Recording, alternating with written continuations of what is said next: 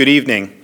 Tonight we're watching the latest developments on Tropical Storm Isaias as it passes the Dominican Republic and heads towards Florida.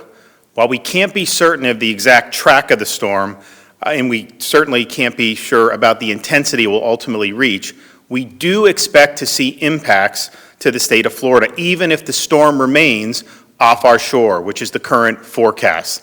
But this is an evolving situation, so please keep up with official updates and make sure you have a plan and have 7 days worth of food, water, and medicine.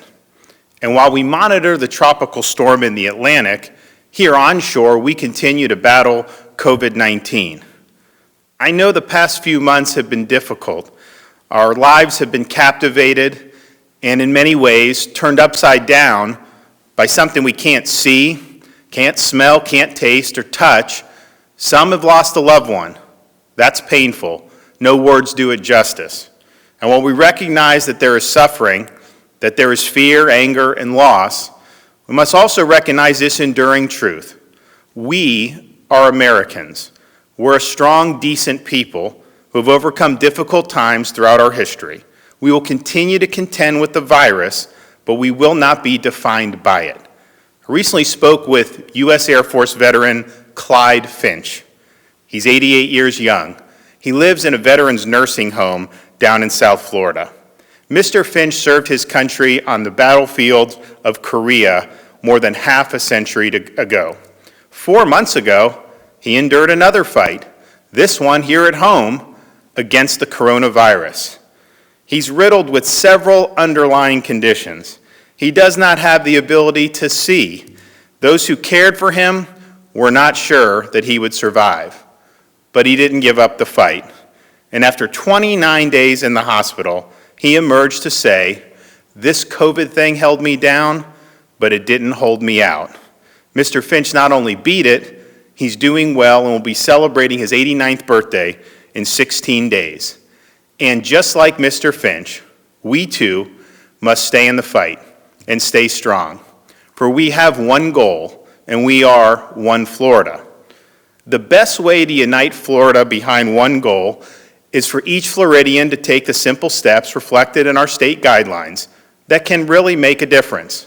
First, protect those especially vulnerable to the disease, such as our senior citizens. Second, exercise proper hygiene. Third, practice physical distancing by avoiding closed spaces, crowded places, and close contact environments. Fourth, when physical distancing cannot be maintained, wear a facial covering. We also need to understand what we know for certain about this virus, that it does disproportionately affect our elderly citizens and those with underlying health conditions, such as hypertension, diabetes, and obesity.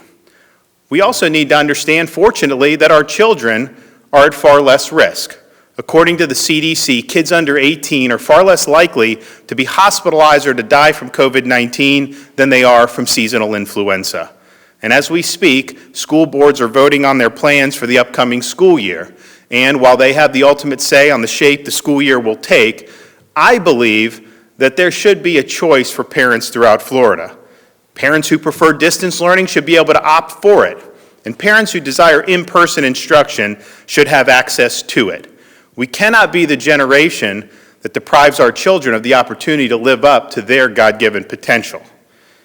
Now, fortunately, we have begun to see some positive trends throughout the state regarding declining emergency department visits and hospitalizations for COVID-like illnesses. We want those trends to continue. And tonight, we resolve to press forward, to capitalize on those trends. We have one goal. We're one Florida. We'll continue the fight, just like Clyde Finch. We'll fight with hope and optimism, and we will emerge stronger as a result of it. We must stay strong. We must not fear, for we will succeed. Good night, God bless, and happy birthday to Mr. Finch.